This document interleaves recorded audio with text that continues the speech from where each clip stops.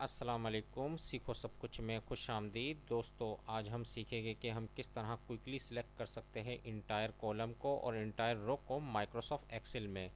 तो दोस्तों, मैं आज आपको दो बहुत ही बढ़िया टेक्निक बताने जा रहा हूँ जिसके थ्रू आप इंटायर कॉलम को सिलेक्ट कर पाएंगे और इंटायर रो को शॉर्टकट के ज़रिए। तो दोस्तों, पहली शॉर्टकट की है कंट्रोल स्पेस, जो कि इंटायर कॉलम को सिलेक्ट करने के लिए यूज़ की जाती है। तो जैसे ही मैं कंट्रोल स्पेस प्रेस करूँगा तो आप देखेंगे कि पूरा कॉलम सेलेक्ट हो गया। सिंपल आपने कंट्रोल स्पेस प्रेस करना है। और दूसरी शॉर्टकट की है शिफ्ट स्पेस, जो कि इंटायर रो को सिलेक्ट करने के लिए यूज़ की जाती है। तो दोस्तों, मैं अगर यहाँ शिफ्ट स्पेस प्रेस करता हूँ तो आप देखेंगे कि इंटायर रो सिलेक्ट हो गई। यानी कि कंट्रोल स्पेस से इंटायर कॉलम सेलेक्ट होता है और शिफ्ट स्पेस से इंटायर रो सेलेक्ट होती है। जैसे ही मैं शिफ्ट स्पेस प्रेस करता हूँ तो इंटायर रो सेलेक्ट हो जाएगी।